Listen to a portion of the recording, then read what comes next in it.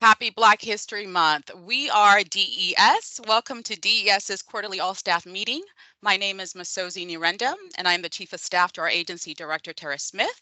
I will be assisting her and her team with today's program and keeping time. I have some housekeeping notes to mention before we get started. So first, we need to make you aware that this session is being recorded. By attending the meeting, you agree to be part of the recording that will be posted as an unlisted video on YouTube and shared with DES employees. Second, this is our second all-staff meeting using Teams, so you will notice that you're able to see everyone who's on today, which we love. All attendees have their video and microphones disabled, and however, the chat and reactions are enabled, and you are welcome to engage in this way during the meeting. Third, you may have a better connection if you disconnect from the VPN. Next, if you're scheduled to speak today, please try and raise your virtual hand when it's time for you to join Tara or the team on screen. This will help our hardworking event producers behind the scenes to find you and enable your camera and video more quickly. Lastly, during the Q&A, we will address questions that were pre-submitted and we'll try to answer as many as we can that are asked during the meeting. If you have a question, please raise your virtual hand and we will offer you the option to unmute and go on video to ask it. You may also put questions in the chat and we'll do our best to keep up with all the chat and answer them during the Q&A. During the Q&A section, excuse me. And today's meeting is 90 minutes. Again, we're grateful you can be here to assist with our goal of informing, engaging, and connecting. And now here is Tara with the director announcement and updates. Tara, hello. Hi, Miss Sozy, and thanks. Thank you for getting all of the business out up front, right? We're number one, we're still working on our team's programming here. So bear with us.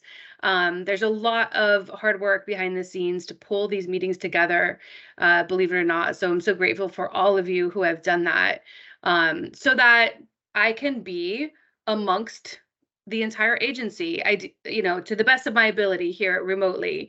Really excited for our quarterly all-staff meeting and all the things that I have to share with you. So I'm going to get straight to it. And this first section of the agenda, you may be familiar with by now. This is where we do informing.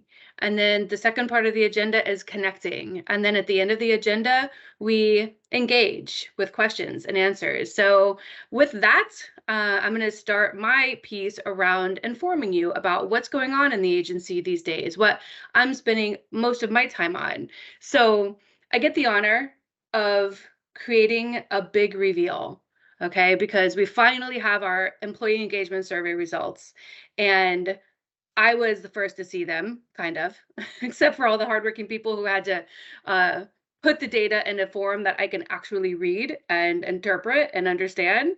Um, I'm excited to share these with you now. You'll be hearing more about this later, but I get the honor of revealing them. And in the absence of like a big velvet curtain, please give me a drum roll, please.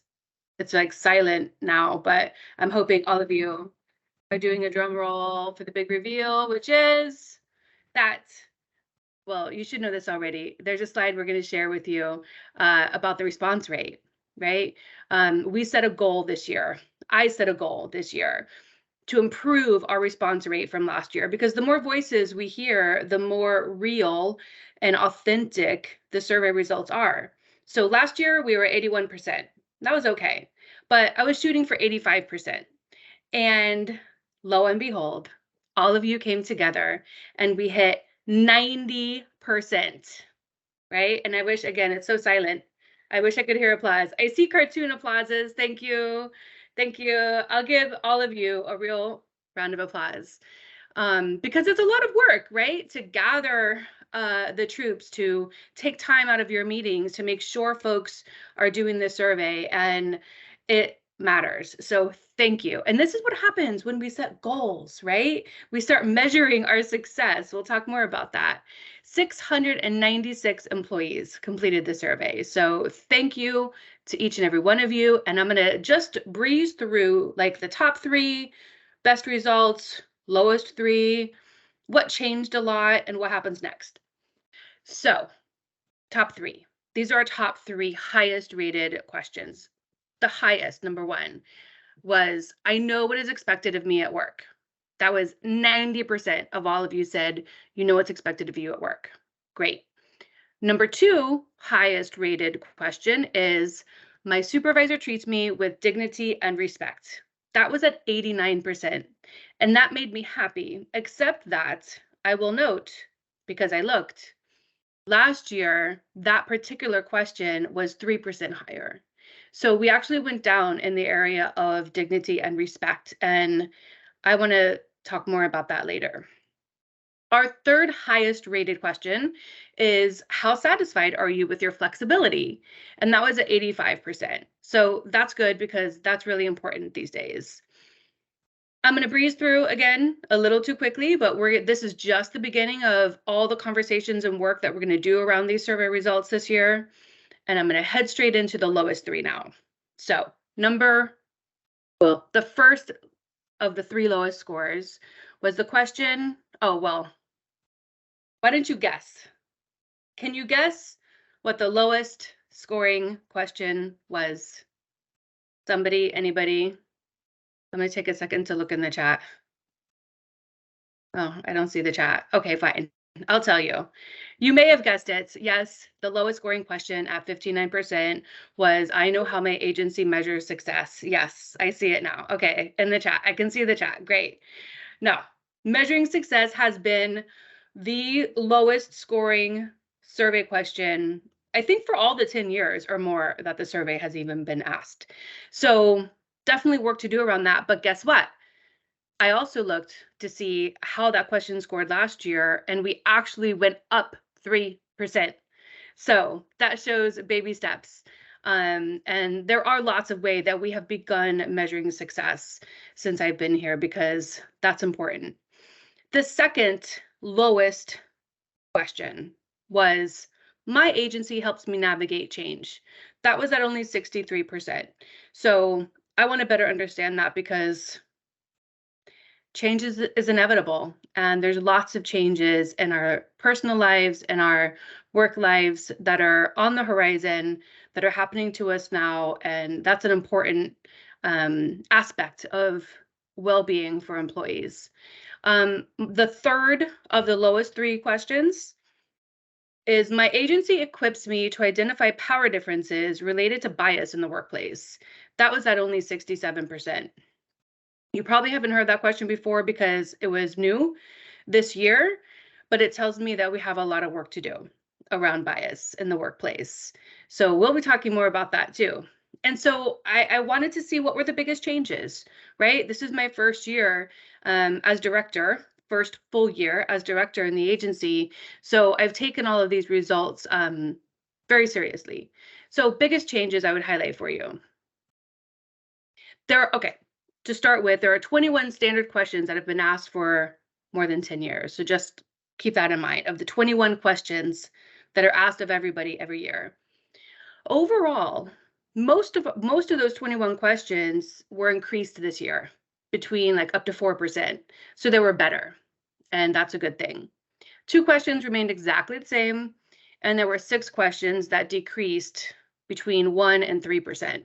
So I'm focused on those, and you'll be learning more about that. The one question I would point out that saw the most change of all the 21 basic questions, it went up by 4%. And that was the question that says, I have opportunities at work to learn and grow. And so it was at 70%, which I would like to see that better.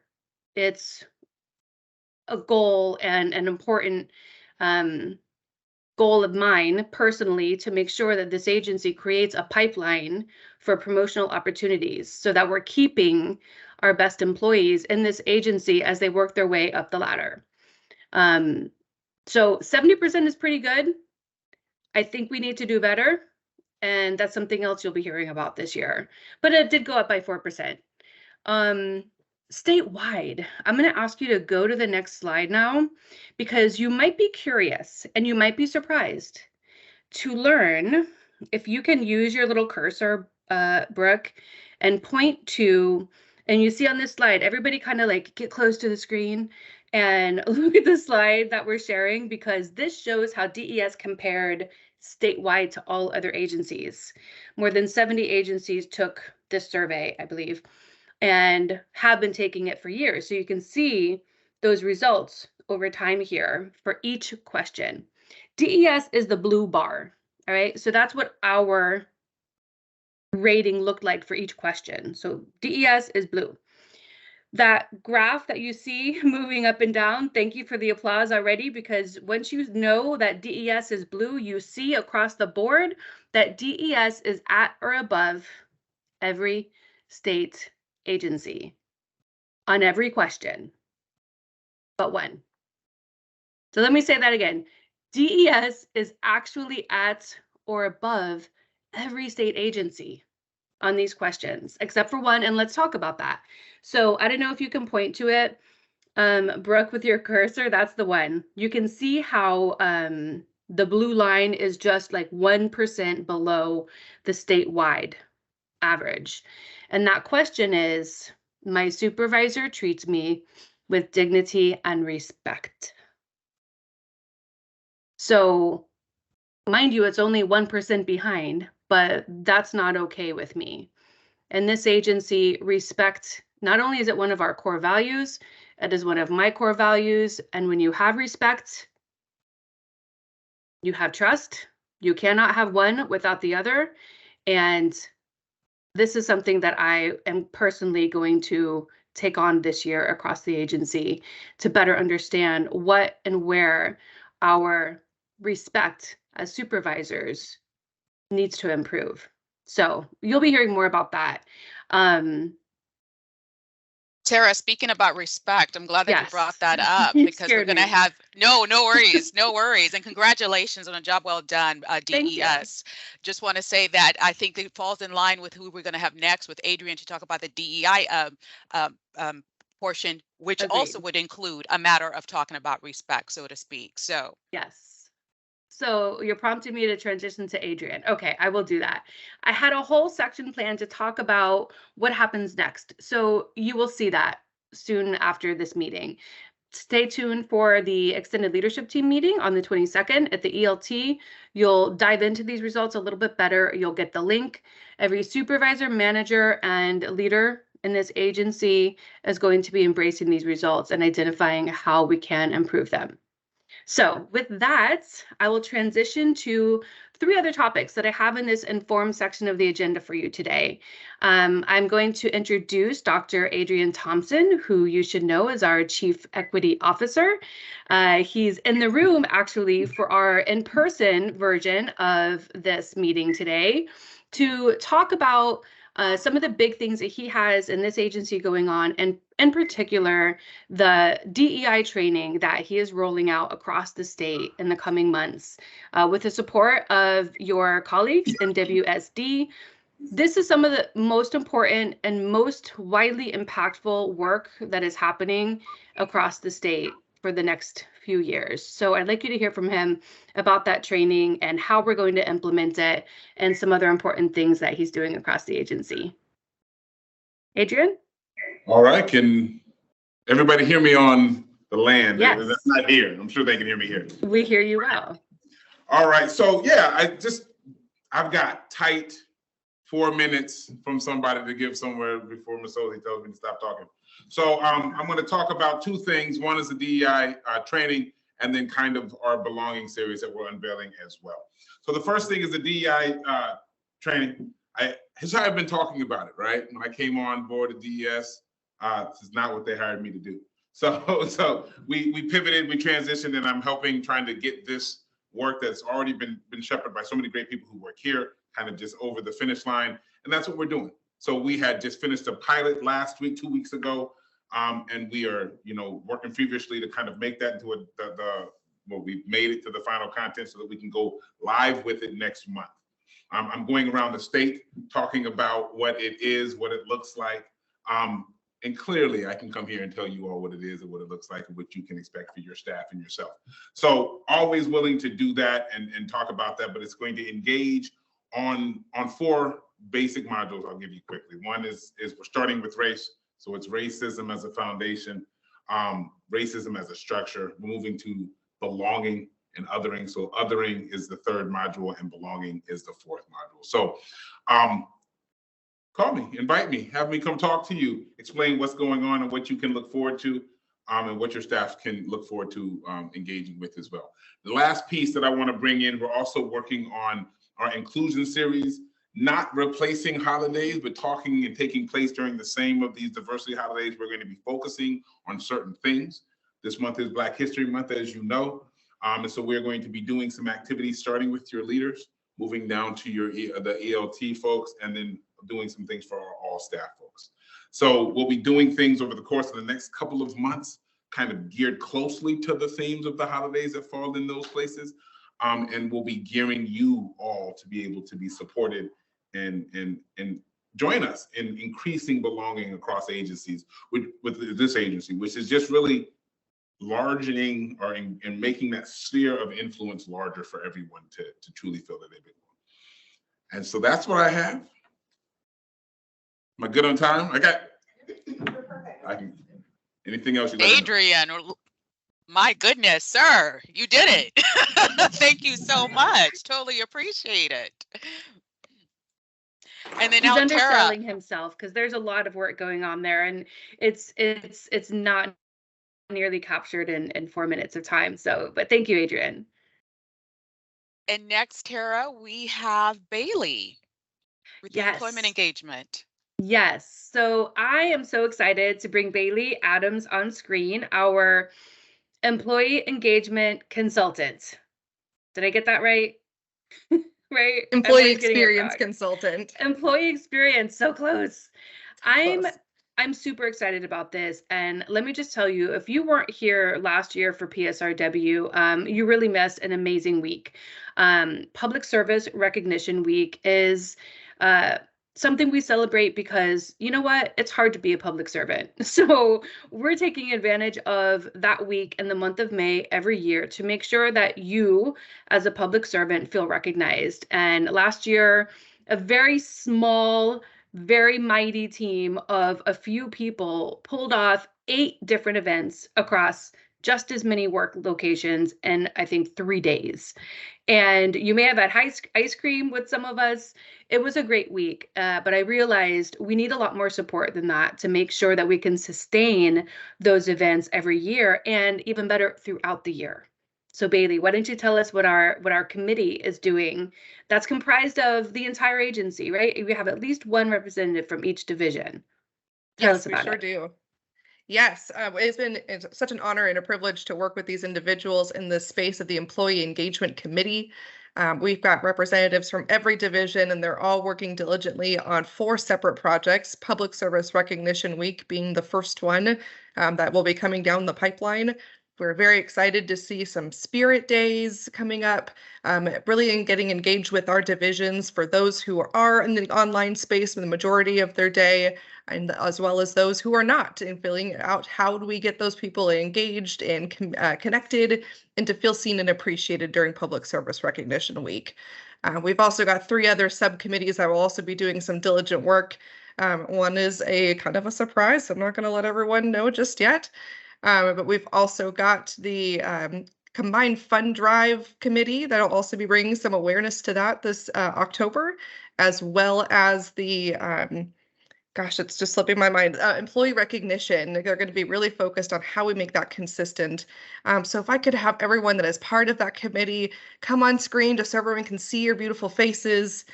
Thank you, Julie and Amy and Nancy and Haley. I see your hand raised, Carrie. So we've got all kinds of these wonderful people that are part of this committee. So grateful to work with each of them. Look at this. Fantastic. This is where it happens. Look at this. Every single division is represented here. Does anybody want to say hi real quick? For everybody? It's hard on Teams. One day we'll figure out how to do this in person.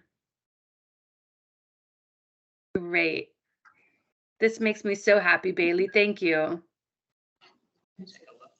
And thank you for being our executive sponsor and allowing us the space to do this and to prioritize employees and really focus on the employer of choice strategic drivers. So thank you, Tara. All right, and we'll use this space every quarter to provide an update from this committee about the next best thing that we can look forward to. So PSRW, here we come. Love it. Very Thanks, excited. folks. Yay. And now I think I'm transitioning, right? Ms. Ozy, to my last introduction for this initial part of the agenda. Last but far from least, I am honored to say and to work alongside our new Chief Operations Officer, Maurice Perigo, who is hosting what is our very first partially in-person version of this all-staff meeting from downtown Olympia. Maurice, I am so thrilled to have you in our all-staff agenda at my side every day, and thrilled to introduce you now to the agency. Can you hear me? Yes. Can you hear me online? All right. Fantastic. Well, this is awesome. So I want to go back real quick, Tara, before I introduce myself. You were talking about the employee engagement survey earlier, and we were having a ball in this room, by the way. You were waiting for the drum roll. We provided the drum roll. We got it. Can we get a real quick drum roll so Tara can hear it? Yay, that's so satisfying. And then when you were looking for applause, we had real applause, not just yellow hands. Can we have some applause for that? Yes. Thank you. And I would say I'm far from hosting. I came in about 5 minutes late. You knew I was running in from a different webinar that I was doing, but everybody was engaged. You had the crowd going. It seemed like I just kind of slipped right in to the meeting, just smooth as silk. Everybody was already going for it. So, but hello everyone. So I'm going to be looking up and down here because we actually have about 35, 40 people in here. It's pretty exciting. We've got a true hybrid meeting going on, and thank you, Brooke and Jess, for facilitating this and making this possible. I think we will get better. This is definitely, I think this is the first time we've done this. So this is really exciting for me. And I think frankly, for other agencies. I think there's some agencies that are going to be pretty excited to know that we're able to pull this off in such a way. So, but I'm the lucky one that gets to call myself your Chief Operations Officer and your Deputy Director. I'm frankly most excited to be a part of Team DES. You guys might have seen my introduction video. I've been a customer for a really long time. I've always wanted to get my foot in the door. In fact, I applied for a job here and didn't get it back in 2013. I didn't hold a grudge. I didn't hold a grudge. There were better people out there and ready for the role than I was. That forced me to go to OFM. So I took a step down and went to OFM. Earned my chops, figured out how the state government worked better, developed some skills at the legislature, came on back to DES where they actually found some value and some use in me. So thank you, Tara, for doing that and giving me the chance. Talking about the hybrid, how cool is it that we're able to kind of connect in this way? The technology's here, the energy is here. I suspect that there's going to be even more than 35, 40 people next time. We might even bring in snacks to kind of get more people into the meeting room. But nonetheless, I think we're having a good time in here so far. And now for, obviously for these more adventurous souls that decided to come in for this in-person meeting, this is a cool option for us. This is a true hybrid work meeting, and one that we're still working to perfect. Obviously, no doubt we're going to get better every time. But hopefully we're having a lot of fun in the process, because frankly, if we're not having fun, what's the point? And I say that about work. That's generally what you can expect from me. Someone who's passionate about what we do, someone, who wants to make work fun and more engaging for all of us, while keeping our customers' needs in mind. That is my guiding light. What does our customer think about our work? If they're not having fun with us, then we need to figure out a way to kind of get them there. Coming to work to DES is honestly a dream for me, and I'm really excited to be with all of you here in person, definitely with everybody online in this new post-pandemic world of remote work and virtual learning. So Part of the reason I'm excited is because of this next segment. You know, we get to take some time to recognize some incredible accomplishments by staff within DES, this time with facility professional services. So we'll go ahead and switch to that next segment there. This is our recognition segment. The Engineering and Architectural Services team in Facility Professional Services was awarded the 2022 Northwest Construction Consumer Council Distinguished Project Award for public projects under $10 million. Awesome stuff. Yes, and that's thank you. And we have Stacy here that received the award. Looks like she's got it posted up there. Yes, so I'm Stacy Simpson, architect, project manager for the ENAS Facility Professional Services.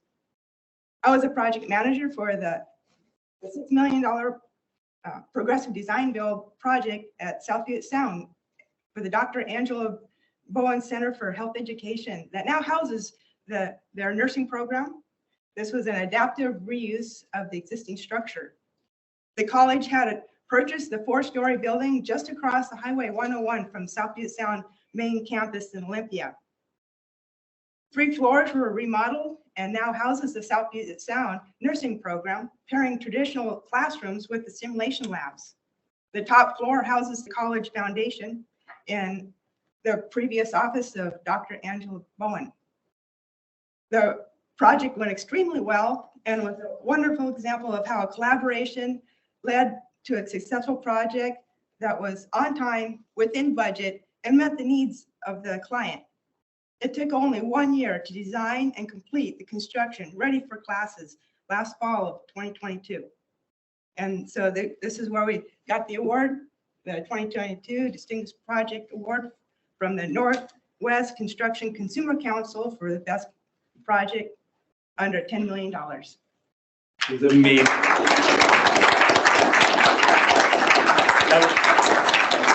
So I want to say before you dip real quick, where our mission is to strengthen the business of government.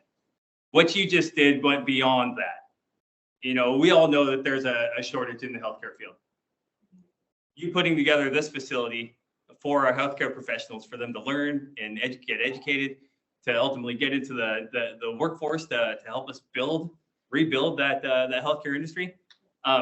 Yeah, this is just a prime example of extending beyond, what our core mission is. And in fact, you're actually influencing in a positive way, our economy and our social climate. So thank you so much. Thank you.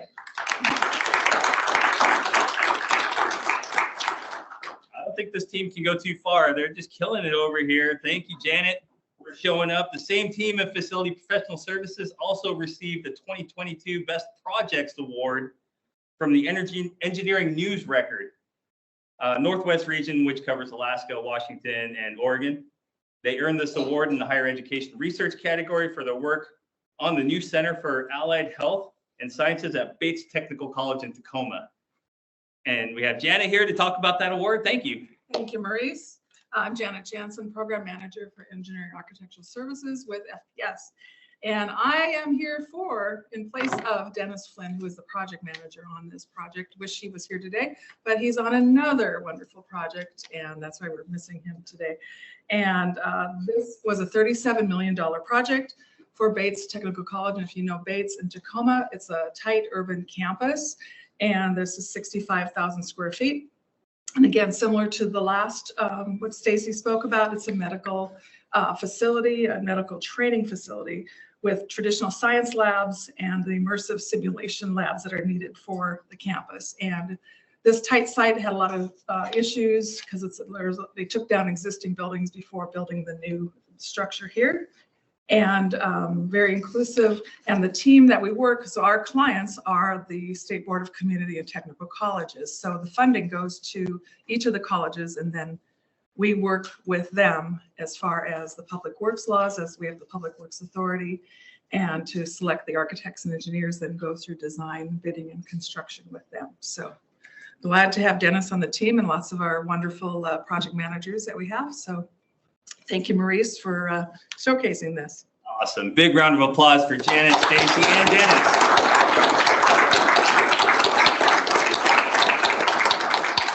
Just another amazing example of excellence in facility professional services.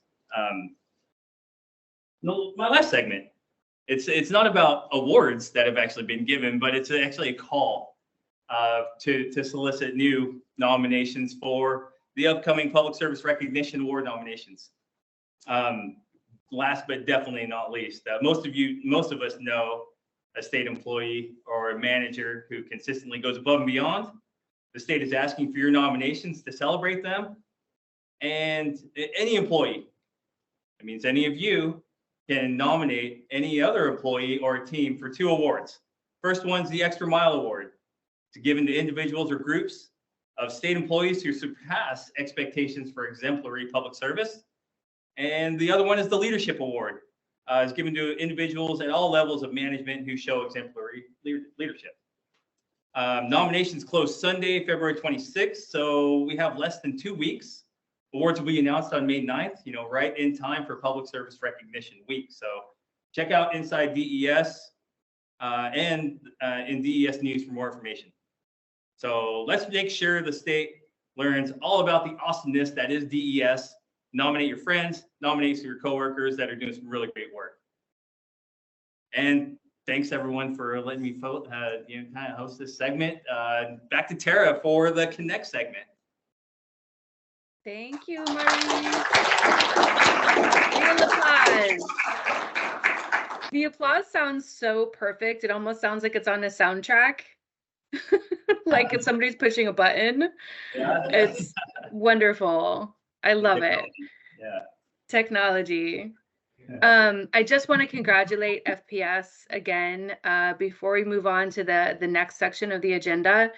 Those are 2 examples of hundreds of capital projects like this that they are leading across this entire state, and they're creating legacies and really putting DES on the map, literally and figuratively, in all areas of the state. So thank you for the good work and the professionals that are within FPS. Keep doing what you're doing. Moving on then, right, Ms. Ozy? I'm on schedule to move on to the next section. You actually have an extra 6 minutes. I'm almost hesitant to tell you that because I know how you are, Tara. I know you're going to seize the moment, but yes, you have an extra 6 minutes before we get to the connection area with Well, there were DES. so many more things I wanted to say about the employee engagement survey, but dang, now it's out of order. So we'll schedule more time with everybody on survey results for sure. You'll be hearing more about that. Like I said, make sure you have a chance to attend our next ELT meeting, which is next week on the 22nd, where we'll get into a lot more detail about results and set expectations for how every agency will every division will both celebrate what we did well and scrutinize what we did not do well so that we can change that and begin to shift the culture in this agency. Trust is that secret ingredient, right, that takes an agency like this to the next level, right? And it's an important part of the vision that I see for this agency, which is to become the actual employer of choice in state government. We say that now as a goal, as something that we want, but there's a lot of things still that we need to accomplish to get there. And that is definitely one of them. So you'll see your leaders showing up in all sorts of different ways to address those survey results, to honor the time and energy you put into providing those survey results. You'll see that along the way this year. So then I'm going to go ahead and transition. Took up a few minutes of our extra time here, and I don't want to do that too much because it's a good thing to have extra time at the end of the agenda for our Q&A session. So part 2 of our agenda just happens to be my favorite part. This is the Connect section of the agenda. And Maurice, I'm going to take a little moment, especially now that I have an extra minute or two, to tell you a little bit about, since you're new here, tell you a little bit about why I love this section of the agenda. So this is where we call it our We Are DES feature.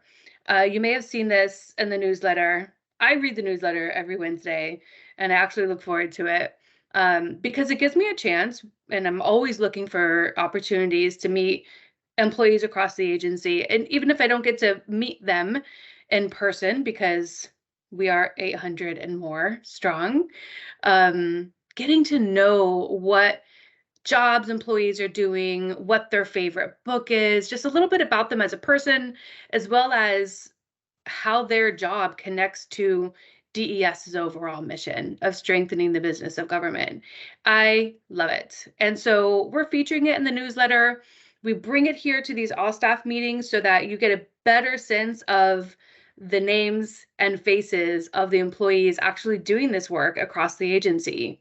And we've heard actually from a couple of surveys that we've done to all staff meetings in the past and our extended leadership team, when we ask for content and we ask, what is it that you, DES, want to hear and talk about in these meetings? This is what we hear. You want to learn more about what DES does as an agency that's outside of your program and like who's doing it, right? DES is this vast agency with so many different business lines. You might learn a little bit today about, like I'm still learning all the time about all the amazing work that's being done in this agency. And this is how we highlight it. This is how we connect employees from all different sides of the agency with each other. So are you excited, Maurice, like I am, for our We Are DES? Yeah, most definitely. I love the idea of learning what other parts of the agency are doing, because DES is so huge. Yeah. And there is so many different professional skill levels and skill disciplines that we all should actually learn about. I mean, I was kind of relating this to, every Super Bowl Sunday, we either become, Chiefs fans or Eagles fans. And we wear their jersey, we rock their jersey, we're part of their team, and we're supporting them all day. But in actuality, we didn't actually get them there, but we were there with them, in spirit. Yeah. And I kind of relate that to, our agency is like, we're a part of the team. We're wearing the DES jersey. We're supporting each other. We're celebrating everybody's accomplishments. Like, we are FPS today. Yeah. They got 2 awards. They're awesome. We want to be a part of them. I will rock their jersey. So I'm seeing this segment as an opportunity to learn more about these programs and to get excited with them. So thank you for that opening, that intro. Yeah. I'm gonna turn off my camera and kind of pay attention and listen. Okay. Okay, super. Yeah, we should get DES jerseys. Heck yeah. All right, so we selected intentionally 2 programs today to help illustrate all the myriad ways, and this doesn't even cover all the ways that DES supports this Capitol campus in Olympia during legislative session. If you didn't notice or haven't been on campus recently, there's a lot more people in every building. There's a lot more people in our parking lots using our restrooms. There's just a lot of activity, lots of civic tours and rallies, and even like beef day and potato day, and all of these events that have to be permitted, that have to be secured for the work of government that happens inside the legislative buildings. And that's a sacred thing. And I'm honored to be amongst professionals across DES, and who you're going to meet here soon, who are responsible for ensuring that all these activities happen in a safe way on campus. And also, you're going to hear first, and I'll go ahead and introduce our government relations division. The work that they do during session is so important to every single one of you, and you might not even know it. They are in the room during hearings to make sure that DES is protected from, I don't know, maybe certain legislation that would impact us negatively, would impact you negatively. They're in the room to make sure that DES's voice is heard, and they're monitoring over 100 bills at any given time. And I'll stop and turn it over to Josh Brown, who's here from Government Relations. Hi, Josh. Hi, Tara. Thank you for having me. This is an honor to kind of tout government relations. So I wanted to start off real quick. Ann Larson is our policy and government relations assistant director, and she cannot be here today because she is actually at the Capitol protecting us from those bad bills and pushing our good legislation forward. But she was able to do a little video that we are going to share real quick. And I hope you guys get a good smile and appreciate the things that she does.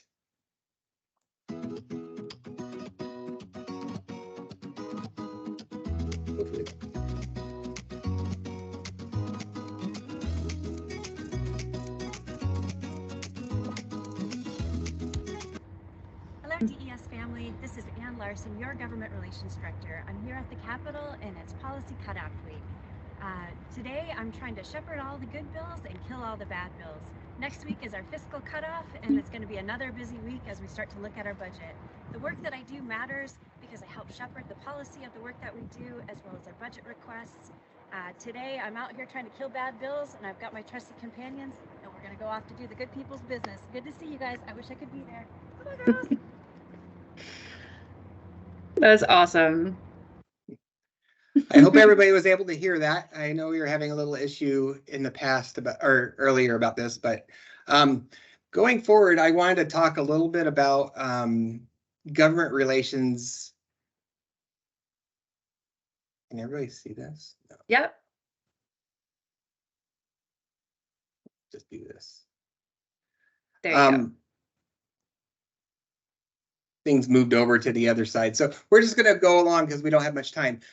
So government relations is split into 3 different sections. It's comprised of government relations, policy, and state building code council. Now with government relations focuses on legislative work, tribal affairs, government affairs, committee coordination, and high profile projects. And we do this year round, but right now we're very focused on legislative work. And that means the bills that are being introduced, we're tracking them. We're working with legislators to fix bad bills and trying to push our good bills forward. We actually have a piece of legislation that we introduced this year from Contracts and Procurement, and good news that it is actually passed out of the House and is going over to the Senate to move forward with the process. Now, you'll see on the picture, the picture on this slide here. This is Chris Ferguson, and he's our government relations coordinator, and he coordinates both the State Capitol Committee and the Capitol Campus Design Advisory Committee. And he has a very important job during legislative session to keep Ann in front of legislators. He's like the most important person here, getting Ann in front of legislators to talk about legislation and push forward our the needs of the agency. And it's very, very difficult to get a few minutes with every legislator who have hundreds of people each day looking to get a piece of their time. So he does a great job at that. And also he actually got a chance to testify this year on the Senate Concurrent Resolution 8402, which is changing the name of the Natural Resources Building to the Jennifer Belcher Building. And he was able to do this through the mentorship program, and where Ann is his mentor. And so they were able to coordinate with the Senate State Government and Elections Committee to have him testify on this bill. Next, we actually have the policy and rulemaking, and Jack Ziegler is the policy and rules manager, and he oversees the development. developing, maintaining, and updating agency policies and procedures. And he actually he does rulemaking or helps to shepherd the adoption of Washington administrative codes for DES as well. Going forward, our third part is the State Building Code Council. And the State Building Code Council is a council that is elected by, or that does the committee members or the council members are selected by the governor, but it's housed in DES and it's within government relations or policy and government relations. And I'll turn this over to Dustin Kerb to talk a little bit more about State Building Code Council. Thanks, Josh. Well, hello, everybody. My name's Dustin Kerb. I assume everybody can see / hear me at the moment. Hi, yes. So I was going to tell you a little bit about the State Building Code Council. And, so the State Building Code Council, we were created by the legislator to provide an independent analysis and to advise the legislature and the governor's office on state building code issues. The council establishes a minimum, not maximum, but a minimum building, mechanical, fire, plumbing, and energy code requirements necessary to promote the health, safety, and welfare of all the people of the state of Washington. We review and developed these in the state building codes, and the SBCC adopts and amends 10 separate codes that are developed by the International Code Council. So when we adopt and maintain the codes, we are playing around in RCW 19.27 and 19.27A, which is building codes and energy codes. And we also, when we are amending the codes, that code language is amended in our WAC, which is WAC 51. And each code has a separate WAC number that we work with there. So most of our work is done inside the WAC. So we regularly review updated versions of these codes on a 3-year cycle, which is the same time frame that the International Code Council publishes new codes. So on every 3 years, you should see a new state building code coming out. We review what the new code changes are. We check other pertinent information, and we amend the codes as deemed appropriate by the council. And the council members are appointed by the governor. And I was told that, the theme of the day is how we facilitate strengthening the business of government. And I think that the SBCC staff, which is housed within the DES, we do it in several different ways.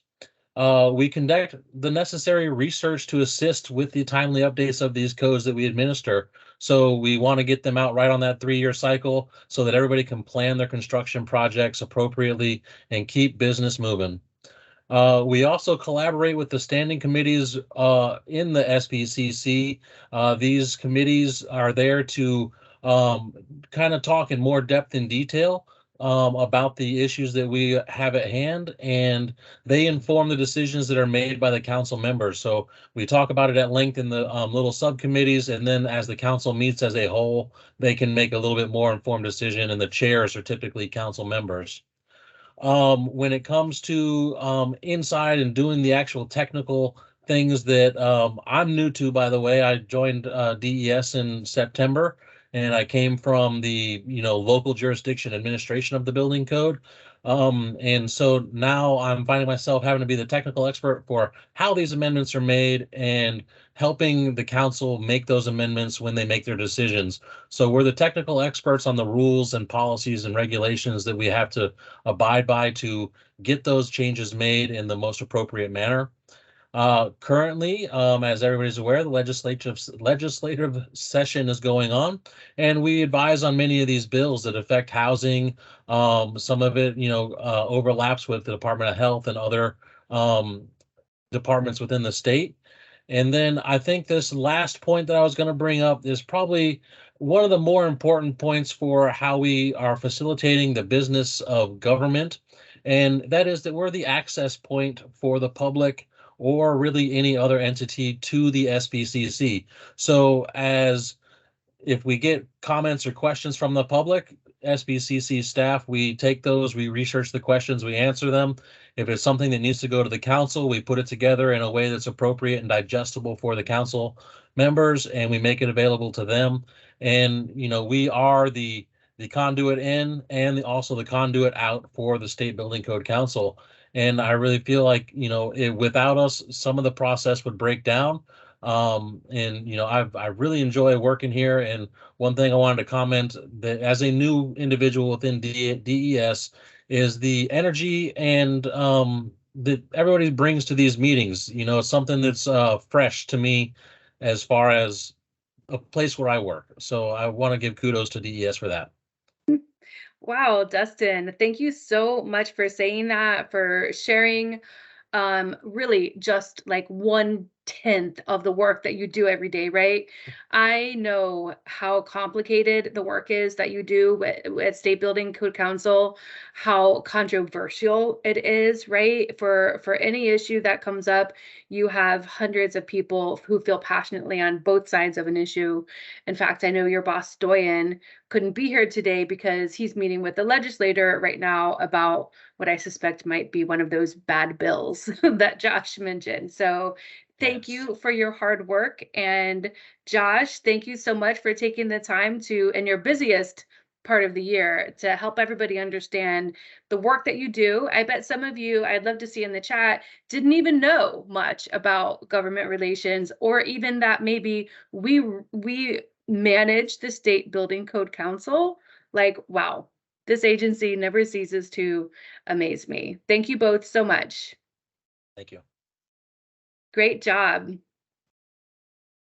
So I think I'm right on schedule to welcome our next division. So under Capitol Security and Visitor Services, they are supporting legislative session in a similar way, but very different, right? And we're going to hear a little bit about that from Joe Aiken next.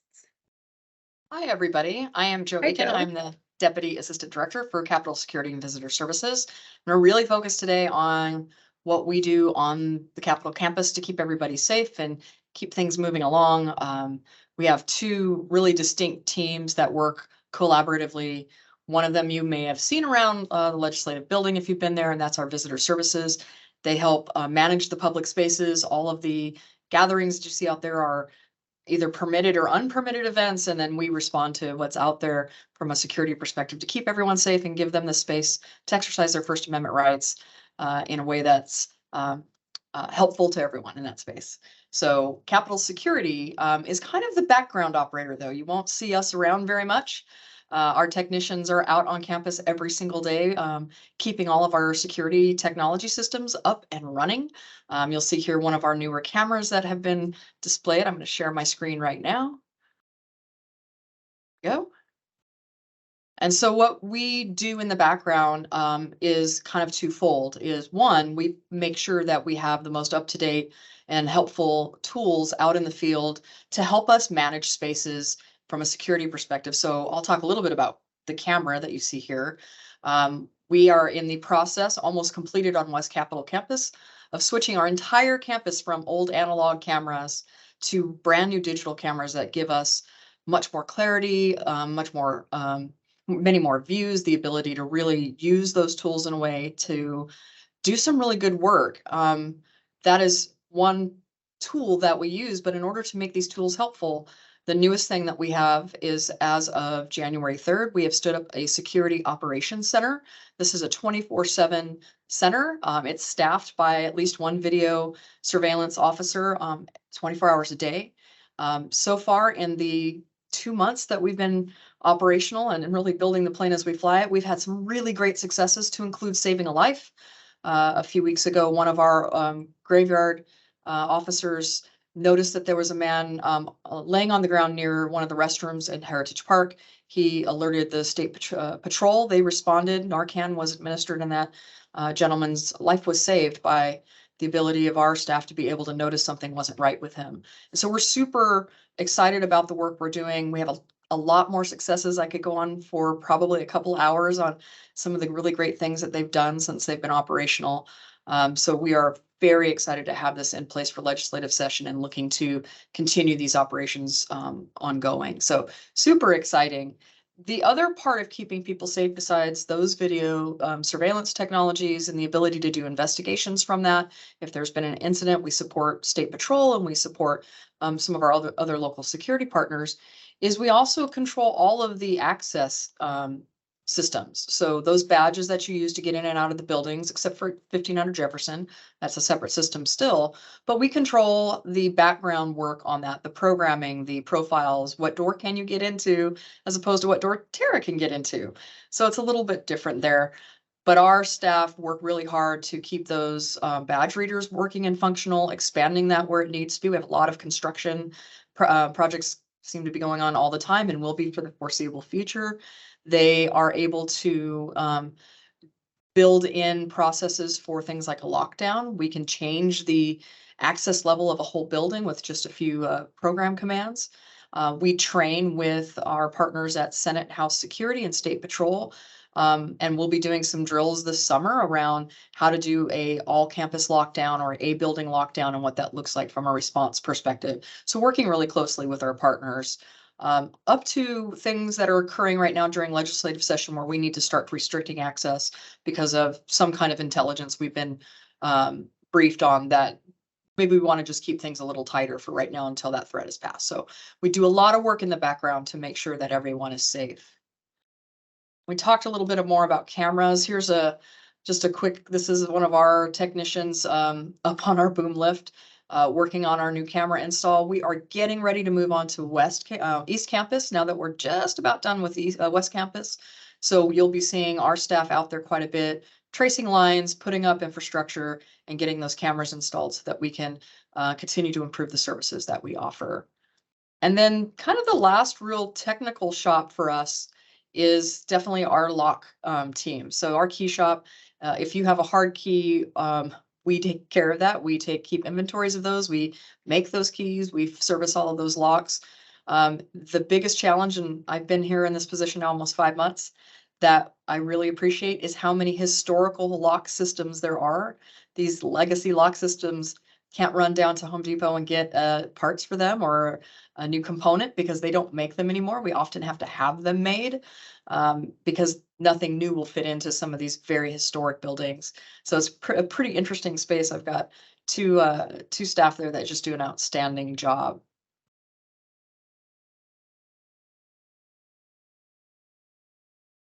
The last thing I really want to talk about is our state partnerships.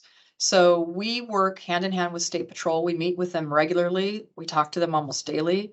We collaborate on big events when we know that we are going to have maybe a VIP on campus or just a large demonstration or protest. We work very closely with State Patrol, with the Executive Protection Detail, and with House and Senate security, as well as other security apparatus, State Fusion Center. So part of our job is to really maintain those relationships, keep open lines of communication, and work every day to improve the way that we communicate together so that we can provide the best possible safety on campus.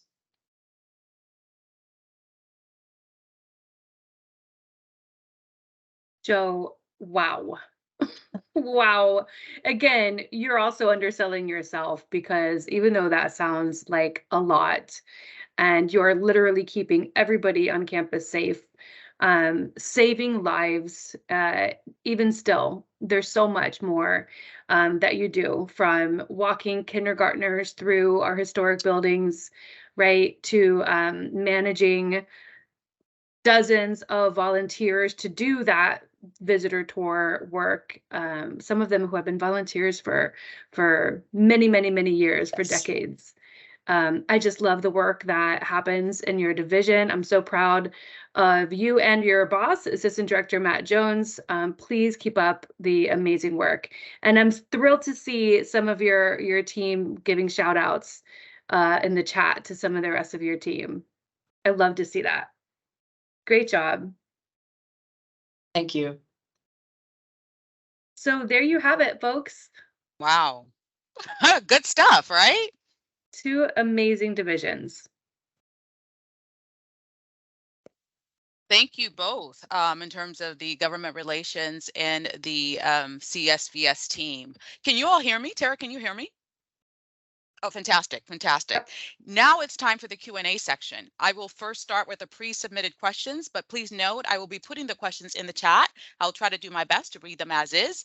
And if we have Ms. Sozi, time, before we yes. start, I have a small preamble. Okay. And I'll do like it'll take like 2.5 minutes. Because I want to just put some context to this whole process of questions and answers here in the all staff meeting. So bear with me for a moment.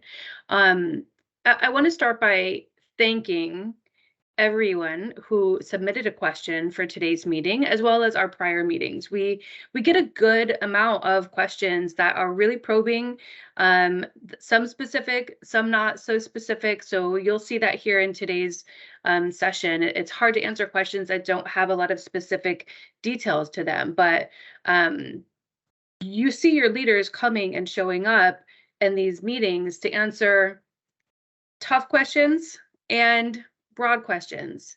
And I want to just make a point about that to say this is an important time, and we've protected this part of the agenda to make sure that you see your leaders showing up to answer all the questions, whether they're tough, whether they're easy, whether they're broad, whether they're specific. But it doesn't necessarily go far enough, right?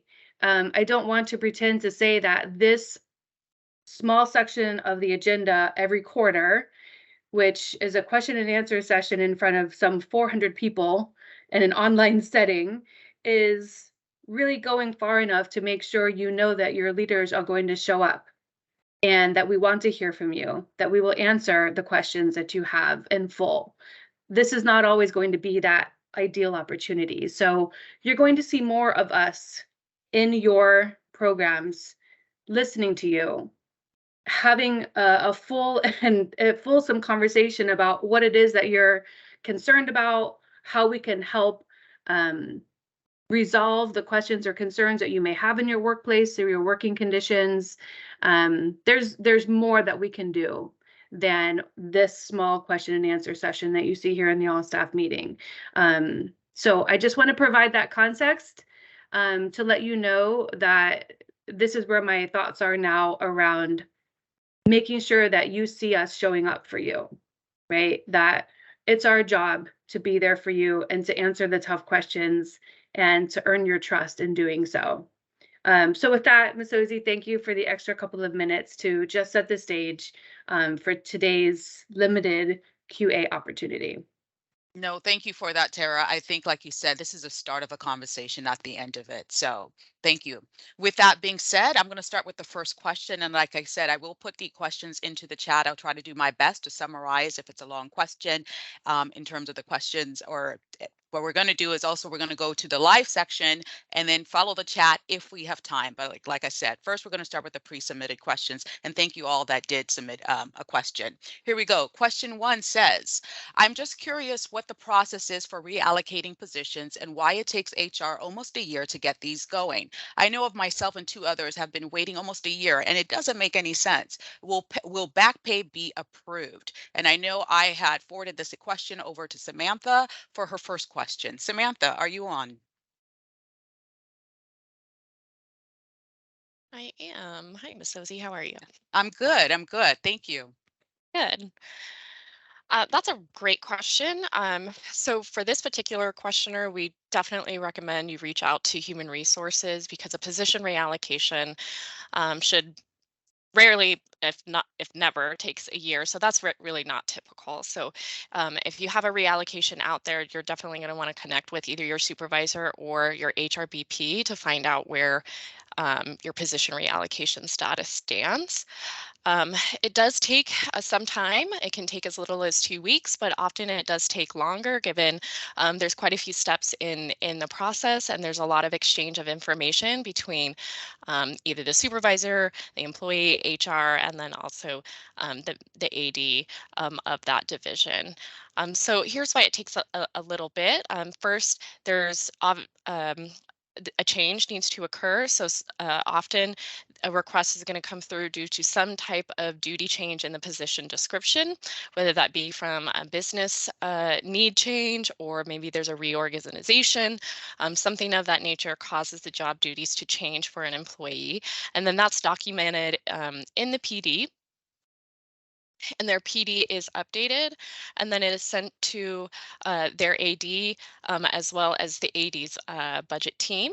And then it is sent to HR for further review. And at that point, there's usually a back and forth between HR and a supervisor to kind of clarify information and ensure that they are reviewing the information from a good lens and are able to determine the appropriate classification and if any changes are needed. So once changes are determined that need to happen and there's a classification change, the supervisor is noticed, the AD is noticed, and of course, as well as the employee. So the length of time, again, it does vary. It depends on your classification series, whether you're a WGS, a WMS, IT, or EMS. So for non-EMS position reviews, typically, again, they take about 2 weeks, but it can take longer depending on the complexity of the job or whether maybe your classification series needs to go through an additional classification internal review committee. So that is true for WMS and IT, and that's also true for EMS. However, that they don't have an internal committee. That reallocation request is first evaluated by internal DES HR, and then is sent to state HR for further review. There's 2 types of requests. I just kind of went through the division initiated reallocation request. Employees can also request a position review if they believe that their position is incorrectly classified. So with that, there are additional forms that both the employee and the supervisor need to complete, and that adds on to the time length of the entire reallocation process. So just kind of keeping that in mind, it can and does take some time, rightfully so. And if you kind of want to take a look at the full process, you can take that. You can look at our process on the DES HR Toolkit on our internet webpage. It's a great resource. There's a lot in there in addition to the reallocation process. But if you would like to see that more in depth, that's a really great resource. And then again, if you have any questions about maybe a reallocation that has been submitted or just the reallocation process in general, I highly recommend that you connect with your BP, and we can get you on the right track and give you that status. Thank you for that, Sam. Having worked in HR with you, I know exactly what you're talking about. And so just note, everybody, we are going to post these answers later on the internet for you to follow and view. Sam, while I still have you here, can I ask you the second question, if you don't mind? Sure, yes. Thank you. And basically, this question has to do with updated part-time schedules and schedule adjustments that may come in the future. What is that about? I am going to ask this requester to connect with the HRBP or maybe send HR a little bit more on what that question might be. I am not able to determine what the context is, or maybe what the division is, or if a request has been put in for schedule changes. So without any kind of background, I'm not able to adequately answer the question. So please reach out to HR or submit the question with a little bit more information, and that way we're happy to answer that question. Thank you, Sam. Appreciate HR.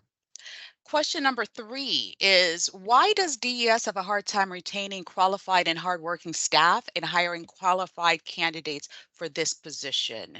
Tara, how do you feel? Yeah, I wanted to take this question because I want to know the answer to this also. Why is it so hard to recruit and retain qualified talent these days? It is harder than ever. So without having the specifics of what type of position this question is geared to. And please, if you ever, and Ms. Sozi mentioned this, if you ever want follow-up because this question is not getting answered properly here, please just email us directly. I welcome the opportunity to more fully answer your questions later, like I said before. So, but generally speaking, this is a challenge, not just for DES, but my colleagues across other state agencies, like we talk about this a lot. And we often, if you haven't noticed, steal really good employees from each other across the state all the time. And it's also true when I talk to my colleagues doing this job, but in other states, right? Through my NASCA relationships, I learned the same thing. We talk about this a lot. I think there's something that shifted after the pandemic that's made it even harder to recruit and retain qualified employees. But I want to share something as I'm digging into this, right? We need to measure this. So when you look at retention rates, which we are doing now, and I have added this to our performance dashboard as something that this leadership team needs to look at more closely. So we should always know what our employee retention rate is and how we move the needle to make it better. But I want to share with you something I learned, which is a slide Brooke's going to pull up right now about retention rates across the state. So OFM, the Office of Financial Management, they maintain a website with all sorts of employee related data. If you want a link to that, maybe somebody who hears me right now can add it to the chats, because it's really interesting. And they slice and dice all sorts of workforce related data. And one of the things, I have to make my screen bigger here for a moment to see what I'm trying to show you. One of the things that they closely track and report on their website is turnover, as you can see in the screen here. So on the left-hand side, Brooke's going to use her mouse to point for me. On the left-hand side, you see over time through currently fiscal year 2022, you can see that last bar on the right is statewide retention rates or turnover. So this is how often employees come and go from every agency across the state. That last bar, if you can point to it on the right, Brooke, you can see there's an 11.1% retention rate on average statewide right now in this fiscal year. And that includes all the different colors show you that's both dismissals, layoffs, retirements, resignations. So statewide, 11.1% is the average. Look over here, and if you could point, Brooke, to the right, where the purple bar graphs are going horizontal, like get real close to your screen with me to look at all the names of the agencies there listed. So the worst retention rate, unfortunately, is the Department of Veteran Affairs. And then it goes all the way down. There's about 15 or so agencies listed there. The lowest one is the Executive Branch Agency. I'm not sure what agency that is. I think that's an accumulation of different agencies. But Department of Licensing is here. They have a retention rate of 16.2%. Hold on, I have to go back to my notes now, because I'm going to tell you what DES's retention rate is. Our average retention rate is 85%. So I said it a little backwards because we're looking at turnover, which is 11%. DES's turnover rate is at 8%, which is why you don't even see it listed here on the horizontal bar graph of agency names, because we're below that 11% that's at the lowest there. When you look at it in terms of retention rate, which is how we are starting to track it, it's at 85%. And the average statewide retention rate, when you look at it that way, is 78%. So that surprised me, because I, like you who asked this question, feel like it's very difficult to recruit and retain employees. But no matter how well we do compared to other state agencies, we don't rest on our laurels here, and we are looking for ways to improve that. So if you have ideas about doing a better job of this, please let me know. Please email me. Actually, I have a new area of the Inside DES website that's called Talk to Tara, because I want to provide as many ways for all of you to reach me directly as I can.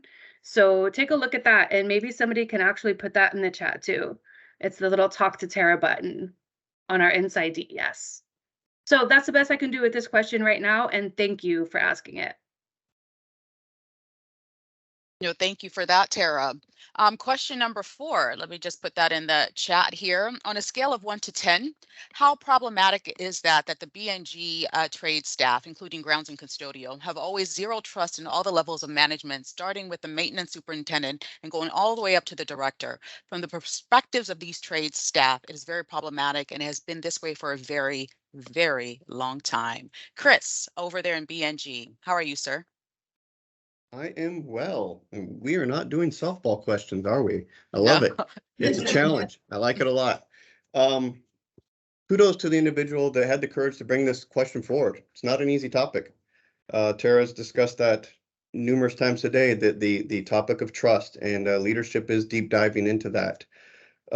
We know we have a long ways to go. We know we had some rough roads prior. For myself personally, I can tell you I'm seeing steps forward, and I'm seeing that we're getting more volunteering here in Buildings and Grounds, M&R. We had the biggest turnout last week at our safety meeting that we've had. We have a monthly safety meeting. We had it last week. We had 30 participants. It was fantastic. We've never had a turnout that big. We're seeing volunteers to make sure that sessions being covered properly during the weekends. Instead of the old voluntold, we're seeing more volunteers stepping forward. I had 5 volunteers come to me yesterday. They want to get certified for backflow testing to help our backflow team. Things we haven't seen here. And I look at that as we're headed in the right direction. We have people buying in. We have people saying, hey, I like where this is going. I want to be a part of it. One of the first things George and I did is we re-implemented the team building potlucks, as many as we can. Anyone that knows me knows I do not refuse a donut. I love food. I think all meetings should be around food. But those are the things we want to build back, that trust, that sense of community here. It's not easy. It's a long haul, but we're in it for the long haul. Our theme this year is positivity. Many people have heard me say, get on the fun bus. We're having a good time here on the fun bus. We want everybody on it. We have plenty of space for everyone. And we're going to keep fighting the good fight and going forward. Thank you, sir. Appreciate that. Chris, thank you. Yeah, I just wanted to note here also and provide an answer to this from my perspective as director. This hurts, right? Like you said, these aren't softball questions. These are folks in the agency who are not feeling respected, and I take that very seriously. I too have seen a lot of growth and improvement in Buildings and Grounds, especially since George Carter has been there as assistant director. So I was a little surprised to see this question. Glad that folks know they have the opportunity to ask these tough questions, and that you have the opportunity to get your leader's attention, and you've got it. I want to know more about this. I want to know, and we're going to strategize in person together next week to figure out how we can better listen and change the sentiment that this question presents to us. So thank you, Chris, for being here on screen to show that you're stepping up like I am also. And George, I see you in person in the room as well, right? I don't know if you want to offer anything else, George. Thanks. And thanks, Chris, for taking that. I just wanted to add, and Terry, you mentioned it, trust goes with respect. So I think part of this too is if you're not feeling heard or trusted or respected, reach out to myself or Chris. I'm trying to figure out where to look here. Reach out to one of us. We're going to have that conversation. I think that's where a lot of this, the starting point for this happens, is having the conversation and getting that going. So for whoever submitted it or whoever is feeling that way, please reach out to us. Thank you both. I'm going to keep you on. I have another question for B&G. Why is there no acknowledgement for the only 2 women in trades? I feel as though they should be recognized for breaking the societal norms. Another good question. And you're right. We need to do better. We do have, I think we actually have 4 women in trades. We do, B&G as a whole has roughly, I think, 30% of our workforce is female. But when we break it down to trades, we actually see only a 4 to 5%. We need to do better. We've got initiatives going forward to try and do better with that. An amazing talent that we recently hired, the carpentry shop supervisor, Angela Hines, brought with her a wealth of information in terms of different recruiting platforms we can be using that are more women in the workplace based, especially around trades. Things that myself as a man, I didn't even know existed. We brought them to HR. Everyone was ecstatic, like, oh, we didn't know these things were even out and available. It was awesome. We're utilizing those to try and broaden our platform of applicants, but that's just the first thing we're doing. We have many other things. George, I'll let you, if you want to touch base real quick on the First and Few initiative for the group. Yeah, thanks, Chris. So that's something we're working on. Just rolled out recently that we'll be focusing on the first and few across our division, across the agency. So I won't jump into too much of that because that's the part that Adrian's going to be leading. But really, it's focusing in on areas where we aren't represented when you look at the total or the total community, total agency, or where we have a few folks, but again, not fully represented. So identifying that, and I think Tara mentioned it with the data, like you don't know where to start unless you're looking at your data, kind of digging into it. So that's the first step in the process. The second step, and Chris mentioned a really good point, is also reaching out to see what places we aren't hitting with our recruitments, where we aren't reaching with our hiring, where we aren't reaching with kind of voice, word of mouth advertising that happens a lot in recruitment. So some key steps in that process too. So, but that's a great point, Chris. Thank you. And thank you both, because I'm excited about this question. I know not everybody likes to be recognized, especially on a platform with 400 people watching. But I hope these women are ready for it, because we're going to do our best to make sure that they are appreciated for being, like you said, George, among the first and the few. I think I remember having a conversation with a couple of women in trades at a PSRW last year, and I was just super impressed. I definitely will be reaching out to see how we can better recognize First and Few and B&G, but also I suspect in lots of other areas around the agency. So love this question. Thank you for submitting it. Thank you, B&G team. I'm going to move on to question number 6, which is a two-parter. And it starts off with, how is the agency addressing the following issues with state vehicles? Now, Tara, I'm a bus commuter, so this question actually is one of those where I'm like, wow, I am curious of how this works. And so the first question begins with, or the first half of the question is, staff are required to drive during all seasons of the year to varying locations, including remote areas. Vehicle selection needs to take into consideration driving conditions during winter and summer, including vehicle clearances, tire selection, and emergency kits. Michael over there in BRD, how are you, sir? I'm wonderful, Ms. Ozzie. Yourself? Very good, very good. Thank you. All right. Well, my name is Michael Petty. I'm the Fleet Operations Program Manager. First of all, to a person who submitted the question, great question, and you're right, and we agree. Safety is a pillar of our work here at DES, and we definitely think that involves the DES vehicle use as well as the procurement efforts that we make.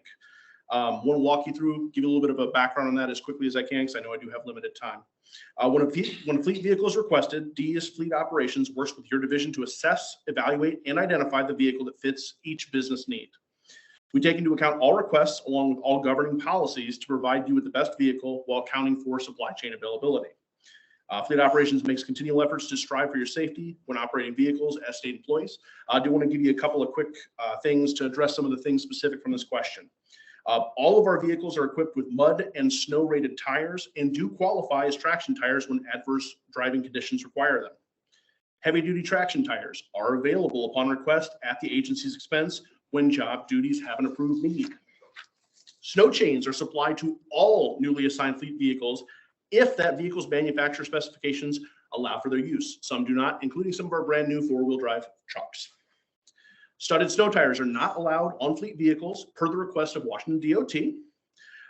However, we have found that the winter studless snow tires actually have better performance and greater traction in winter condition than the traditional studded tires. When Ms. Ozzie posts up the answer, I actually have an embedded video in there I'd love for you to watch that tells you a little bit more about that. Last part to directly address your question here. Emergency kits should be requested through your division. Those are not directly provided through DES Fleet Operations. The reason for that being is that everyone's driving conditions are different based upon their job role. So certain items have expiration dates, and you will need to have a specific emergency kit that is unique to your job description and what you're doing with the vehicle. If you have any concerns about the safety of your assigned vehicle or any of the appropriateness of the features for your specific job, please reach out to your ATO, which stands for your Agency Transportation Officer, to discuss next steps. Thank you so much, Michael. And as always, I'm going to keep you up there because you have another one. I'm going to put that question, part 2, again, dealing with safety in state vehicles here. Reliable roadside assistant. That's what the question is about. Currently, if a state vehicle has a mechanical issue while in use, the driver is required to obtain their own transportation back to the office or home with no assistance. Michael. Yeah, this is another great question, and I want to give you some more clarity on policy, on procedure, and what we're doing as a fleet department to make sure that we're taking care of you. Reliable, consistent roadside assistance has become more difficult since the pandemic, but it is your agency's responsibility to get you home safely if there is a mechanical issue or otherwise. When vehicle breakdowns happen, the fleet operations team steps in and makes efforts to go above and beyond to assist our drivers. This includes connecting drivers with appropriate replacement vehicles and transportation and needed lodging if that is a part of the emergency that you're experiencing. We advise drivers to first seek direct assistance from their agency, and if unable, it's the driver's responsibility to obtain available transportation, safe transportation, be that a rideshare, a taxi, or otherwise, to safely return home or to work. Costs incurred are ideally authorized by your division prior, but your safety is of paramount importance. I'll say that again. Your safety is of paramount importance, and the costs incurred will be reimbursed. I'm going to borrow 20 seconds from you, Mazozi, just to give some credit to the fleet team and what they're doing. The parts and technicians, the shop, the vendor maintenance, the management analysts, the vehicle cleaners, the transportation team, the cars team, the dispatch team. These are all people who are committed to your safety. They are strengthening the business of government by making sure that they're doing everything in their power to put your safety first. I was going to say, Michael, you could have taken 30. You earned it. Now I'm going to actually toss it back to Maurice over there in the live in-person session with 2 minutes left. Maurice, it's going to be your call whether you want to wrap it up or there's a brief question that we can take. Thanks, Masozi. Well, gosh, well, first of all, I want to say this was awesome. Having the hybrid meeting, getting the engagement. I saw some opportunities for a host. I assume that was, well, I learned that was me. I can do better next time because there was a few rounds of applause that we missed. I really think that we could have hit that up and, telling Brooke to unmute the microphone so that we could actually hit it hard without just solely relying on the yellow hands clapping together. I mean, we actually have some real hands in this room. It was really fun. And my drum roll. The drum roll, yes. Yeah, we'll coordinate that better next time. So we do have some opportunities for improvement for sure. But to your point, Masozi, to the folks in the room, I mean, I know you guys didn't submit any questions, but what do you think? Is there anything that you'd like to engage with Tara, with any other ADs, with me? Any questions without actually asking for too much awkward silence? Is anything top of mind there? Anybody have any questions today? We must have hit all the topics just perfectly. We did. We're at 89 minutes. We might be all tapped out. That allows me just enough time to thank everybody who put this meeting together. It is a lot more work than you can guess, especially as we're still getting used to Teams. So, Brooke, please come on camera so I can properly thank you. John, Sean, we don't have music for you today because we're having technical difficulties. So sing yourself a little tune on our way out here as we all get back to work. And thank you for taking the time to be a part of our all-staff meeting. There's Brooke. There's John. There's Sean. Thanks, everybody. Thank you, everybody. See you guys next time in May. Thank you. Let's get back to work, folks. Have a great day.